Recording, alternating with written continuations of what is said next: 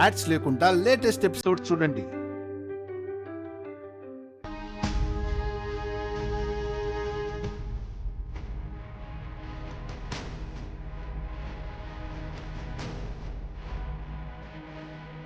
ప్రేమించుకున్నాం, తను డబ్బాసతో నన్ను మోసం చేసి ఇతని పెళ్లి చేసుకుంటుందని రచ్చ చేస్తాను. అందరూ థూ అంటారు. మీ అమ్మా నాన్న ఉరేసుకొని చేస్తారు.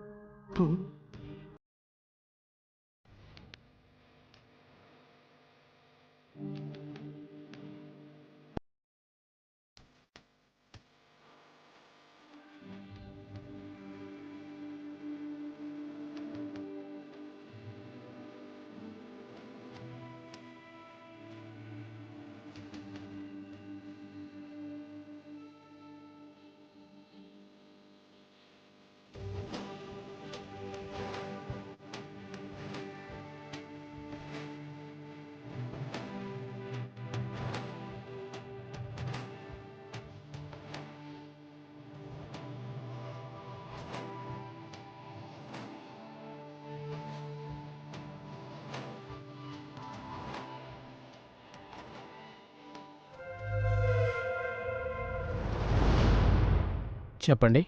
నిన్న నా చెల్లికి నాకు పెళ్ళి అనుకున్నాం సార్. ముందు నా పెళ్ళే జరుగుతూ ఉంది. అప్పుడు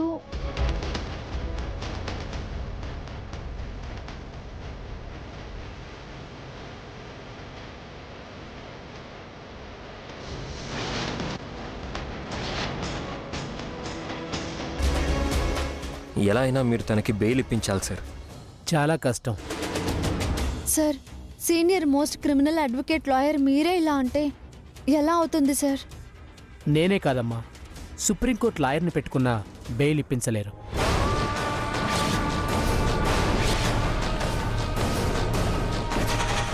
ఎందుకంటే మీ చెల్లెలు నేరం తనే చేశానని ఒప్పుకుంది కాబట్టి. దాన్ని రికార్డ్ చేసుంటారు, ఎఫ్ఐఆర్ కూడా రాసుంటారు. ఇక బెయిల్ వచ్చే ఛాన్సే లేదు. మరెలా సార్? లాయర్స్ వల్ల అవ్వదు, కానీ ఇన్ఫ్లుయెన్స్ వల్ల అవుతుంది. అంటే ఏంటి సార్?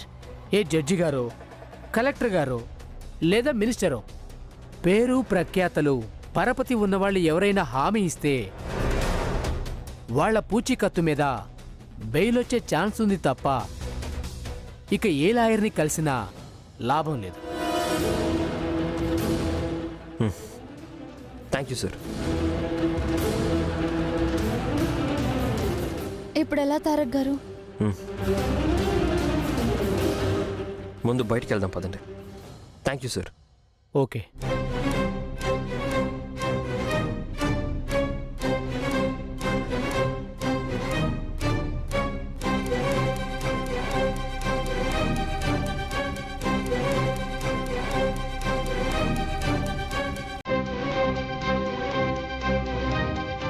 తారక్ గారు, ఇంకా మిథునని మనం విడిపించలేమా?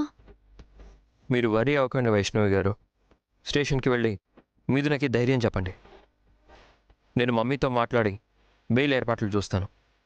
మీ మమ్మీతోనా? తన ఇన్ఫ్లుయెన్సే ఇప్పుడు మనకి హెల్ప్ అవుతుంది.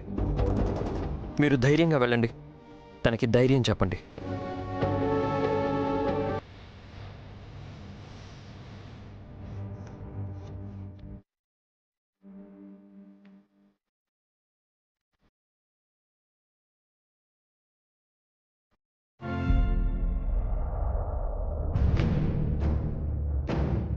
డియర్, బయలుదేరదామా? ఎక్కడికి? వియ్యంకుని చూడ్డానికి వెళ్తున్నాం. వియ్యంకుడా? వైష్ణవి వాళ్ళ నాన్న హాస్పిటల్లో ఉన్నాడు. చుట్టరికం మీకు ముడిపడింది, కానీ నాకు కాదు కదా. రాత్రే కదే మనం ఒకటి అన్నావు, ఇప్పుడు మీకు అంటావేంటి? అలా అని కాదు. ఇప్పుడు నేనొచ్చి ఏమని పరామర్శించాలి?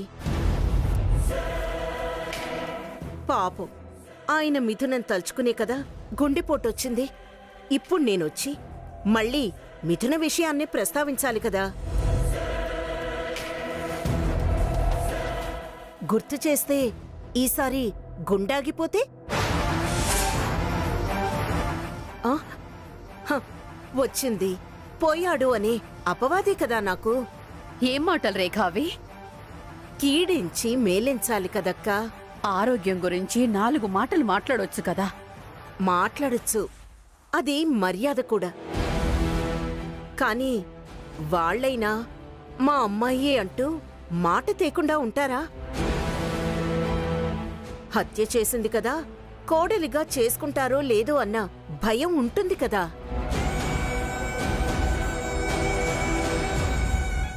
నేనెంత ధైర్యం చెప్పినా బాధ బాధే, తలపు తలపే. ఓసారి హార్ట్అటాక్ వస్తే చాలు, కలుక్కుమన్నప్పుడల్లా మంచం ఎక్కాల్సిందే. ఏ క్షణం ఏమవుతుందో పాపం. ఆయన ఆయుష్ ఎంతో ఎవరు చెప్పగలరు? వద్దులేవే, ఆదిలోనే అపశకునాలు పలుకుతూ నువ్వెందుకులే, మేం వెళ్ళొస్తాం. ఇదో నింద మళ్ళీ. మీరు నన్ను అర్థం చేసుకోరు, నా బాధ అర్థం చేసుకోరు. కళ్ళ ఎదురుగా అపశకునాలని కొట్టిపారేస్తారు. మంచి కోరి నేనంటే మీరేమో తప్పు పడతారు. పేషెంటే, ప్రాబ్లమే. సరే నువ్వుండు, మేము వెళ్ళేసి వస్తాం. ఏమండి, అన్నయ్య గారిని అడిగానని చెప్పండి. అలాగే, రండి. జాగ్రత్త. రామ్మా.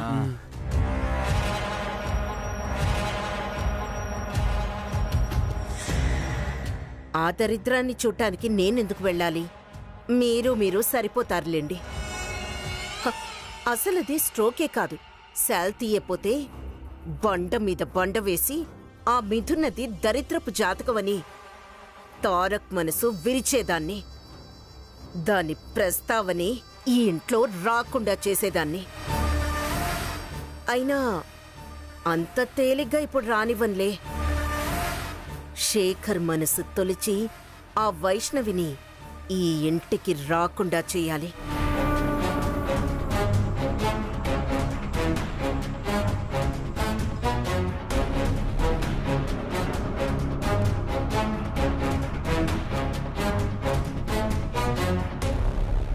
నమస్కారం రేఖాదేవి గారు. సార్ నమస్కారం. మీరేంటి ఇలా వచ్చారు? కూర్చోండి సార్, కూర్చోండి. కబుర్ చేస్తే నేనే వచ్చేదాన్ని కదా సార్. నేనిప్పుడు మినిస్టర్ హోదాలో రాలేదు, పర్సనల్ పని మీద ఫ్యామిలీ మ్యాటర్స్ మాట్లాడడానికి వచ్చాను. Sir tea or coffee? ఇప్పుడేం వద్దండి. మీరు స్వయంగా రావాల్సినంత పనేంటి సార్? నేను మీ అబ్బాయి పెళ్లికి వచ్చాను, జరిగిందంతా చూశాను.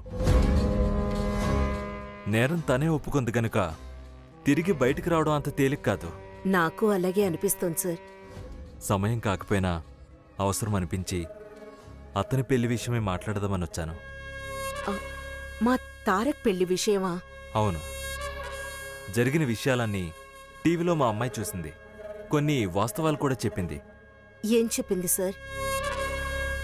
తను మీ అబ్బాయిని గతంలో ఇష్టపడిన విషయం.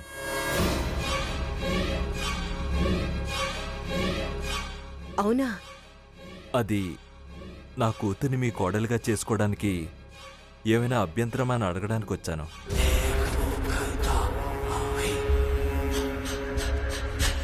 ఇంత గొప్ప రాతుండబట్టే నాకు అలాంటి ఆలోచన వచ్చింది. ఆ పిల్ల జైలు పాలైంది. ఆ పెళ్లి చెడగొట్టడం కాదు కానీ తారక్ నీ పెళ్లికి ఒప్పించడం ఎలా?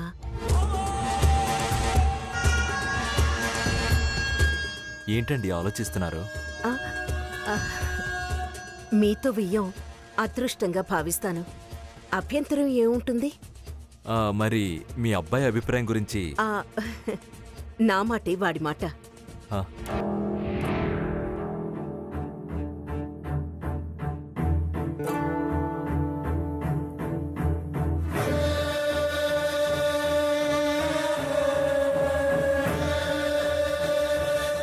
సుప్రీంకోర్టు లాయర్ని పెట్టుకున్న బెయిల్ ఇప్పించలేరు.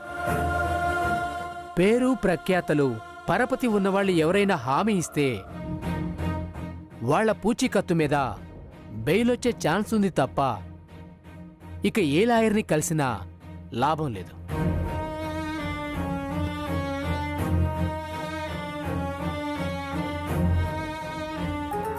వాడు నా మాట ఎప్పుడూ కాదండు. నేను కాదనిలేను. హ్మ్. వీడేం వార్త చెప్తాడు. ఒక్క నిమిషం సార్, ఇప్పుడే వస్తాను. ఓకే.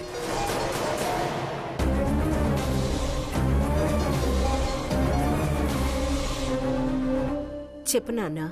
మామ్, మిథునకి బెయిల్ వచ్చే పరిస్థితి కనిపించడం లేదు. అయ్యో పాపం, అలాగా? మరి ఎలా? మామ్, మినిస్టర్ గారితో నీకు మంచి పరిచయం ఉంది కదా. నీ మాట కాదనరని చాలాసార్లు అన్నావు కదా. అవును, అయితే మిథున విషయంలో ఆయన ఏమన్నా హెల్ప్ చేస్తారేమో ఒక్కసారి అడుగు మామ్. కరెక్ట్ టైంకి లైన్లోకి వచ్చాడు. తారక్ నొప్పించడానికి మంచి రూట్ దొరికింది. మినిస్టర్ గారి కోరిక తీర్చడానికి పెద్దగా శ్రమపడాల్సిన అవసరం లేదనిపిస్తోంది. అలా అంటావేంటి తారక్? నా కోడలి విషయంలో నేను కాకపోతే ఎవరు పట్టించుకుంటారు? తన కోసం, తనని కోరుకునే నీకోసం ఎవరినైనా రిక్వెస్ట్ చేస్తా. ఎంత రిస్క్ అయినా తీసుకుంటా. నువ్వు ధైర్యంగా ఉండు నాన్నా. Thank you ma'am.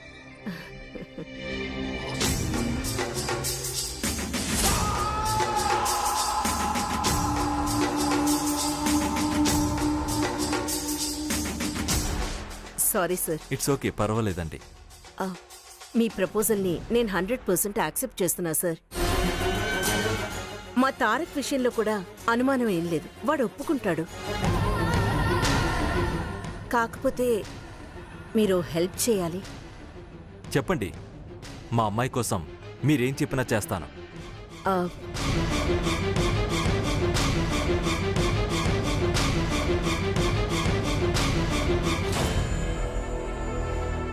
ఈ ప్లాన్ ప్రకారం వెళ్తే మీ పనైపోతుంది. ఓకేనండి, డన్.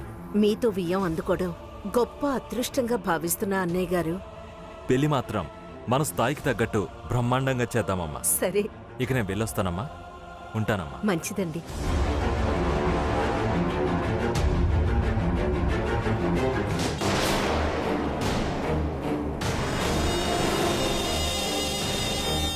కాగల కార్యం గంధర్వులు తీర్చటం అంటే ఇదే.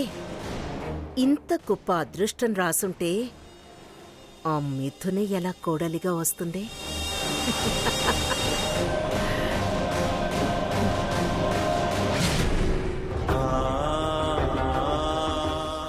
నేనే కాదమ్మా, సుప్రీంకోర్టు లాయర్ని పెట్టుకున్న బెయిల్ ఇప్పించలేరు.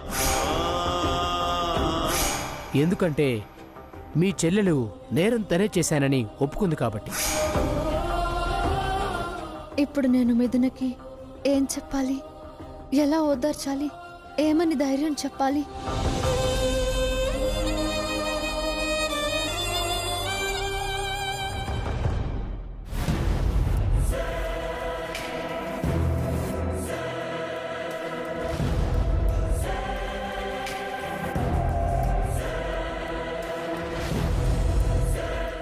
డబ్బుల కోసం చేశారా? మీ ఇద్దరి మధ్య ఏ సంబంధం ఉంది? మిథునా, చెప్పండి మేడం, ఎందుకు చేశారు?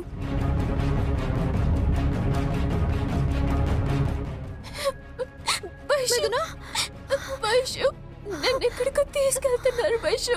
నాకు భయంగా ఉంది వైషు. సార్, నా చెల్లెల్ని ఎక్కడికి తీసుకెళ్తున్నారు sir? Sub జైల్కి.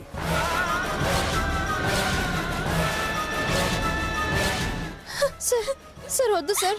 Sir please sir, మీకు దండం పెడతాను సార్, వదిలేయండి సార్. Please sir. సార్, నేను బెయిల్ తీసుకొస్తాను సార్. ప్లీజ్ సార్, అర్థం చేసుకోండి సార్. Please sir. వదలడం మా చేతుల్లో లేదు. ఇవాళ రేపు కోర్టు సెలవులు. మేము ముద్దాయిని స్టేషన్లో ఉంచకూడదు, సబ్ జైల్లోనే ఉంచాలి. సార్ తను భయపడుతుంది సార్. ప్లీజ్ సార్ అర్థం చేసుకోండి సార్. వద్దు సార్, నా చెల్లెలి ఫోటోలు తీయద్దు సార్. ప్లీజ్ ప్లీజ్ తీయద్దు. ప్లీజ్ ప్లీజ్ సార్ అర్థం చేసుకోండి సార్. తను హంతకురాలని ప్రచారం చేయొద్దు ప్లీజ్. తను ఆత్మరక్షణ కోసమే అలా చేసింది. దయచేసి అర్థం చేసుకోండి సార్. సార్ ప్లీజ్ సార్, నా చెల్లెలి ఫోటోలు తీయద్దు ప్లీజ్ సార్. ప్లీజ్ మిథున, నువ్వు ధైర్యంగా ఉండు, భయపడకు. సార్ సార్ సార్ సార్ మీకు దండం పెడతాను సార్. నా చెల్లెలు అమాయకురాలు sir. Sir sir please sir. మిథున సార్, సార్ ప్లీజ్ సార్. మిథున, నాకు చాలా భయంగా ఉంది. నన్ను విడిపిస్తావు కదా వైషు? నువ్వు భయపడకు. తారక్ గారు ఎలా అయినా బెల్ తెస్తానని చెప్పారు. Sir please sir. Sir Vaishu, sir please sir. Sir sir sir please sir ఆపండి. మిథున, మిథున, మిథున.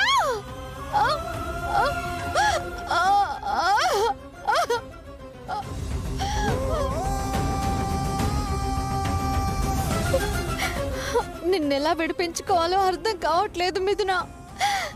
తారక్ గారితో అయినా ఒక దారి దొరికితే బాగుండు. భగవంతుడా, నా చెల్లెల్ని కాపాడు.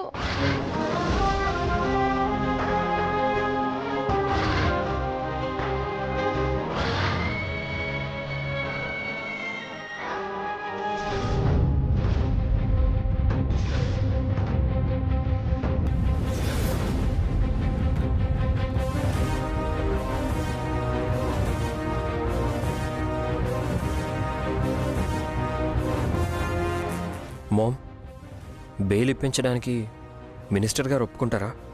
అనుమానాలతో ప్రయత్నాలు మానుకోలేంగా. మినిస్టర్ గారు చాలా మంచి మనిషిరా. రిక్వెస్ట్ చేద్దాం.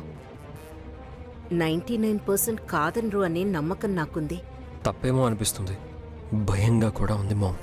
నేను మాట్లాడతాను కదా, ఎలా అయినా బెయిల్ ఇప్పించేలా చూస్తాను. నువ్వు ధైర్యంగా ఉండు. పద లోపలికి వెళ్దాం రా.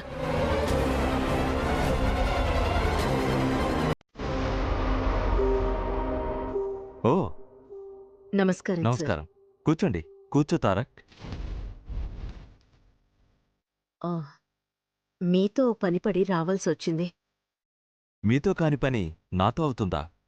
పవర్లో ఉన్ననాళ్ళు మీతో కాని పని ఉండదు. పనింటో చెప్పండి.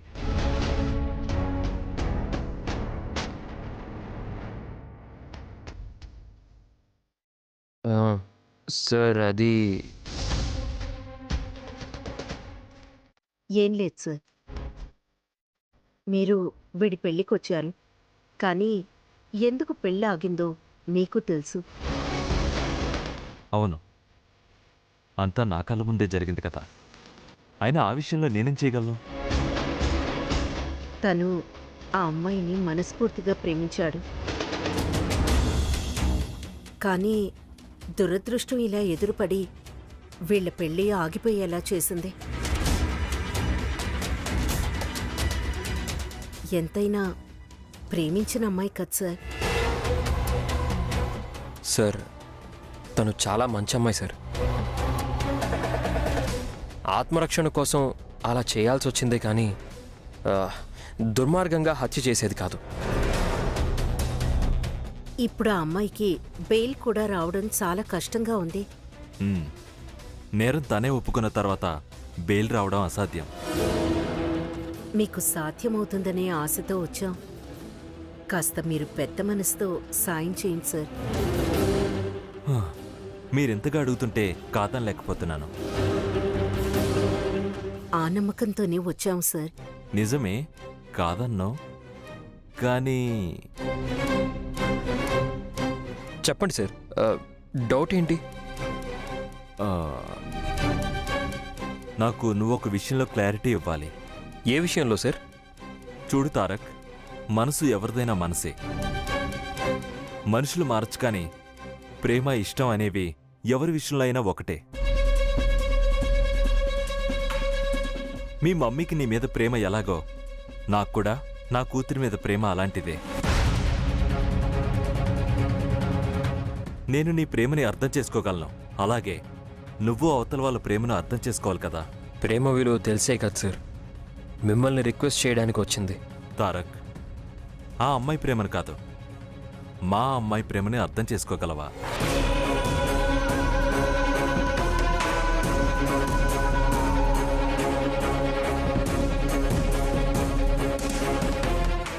మీ అమ్మాయా? ఎస్, తను నిన్ను ఎంతగానో ప్రేమించింది.